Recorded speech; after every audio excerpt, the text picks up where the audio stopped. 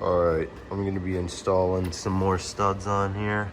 This thing is not getting enough traction. It's got about a pack of 100 off of Amazon. I put more on the back than on the front. Just got them in the middle on the front. But yeah, wanted to test them out, so I just went with 100. Now I bought another 100. And put those things on and see how it rips. Alright, so this is what the tool looks like.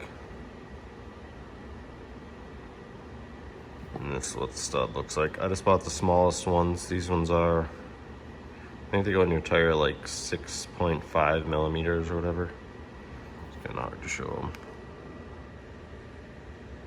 You can see like the top just has like that little notches on them.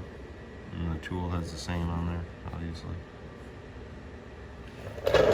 Yeah, and just screw them in. I'm gonna put them into these little squares right here.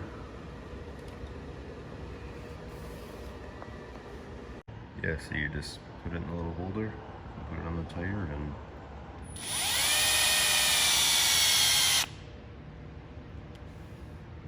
there you have it.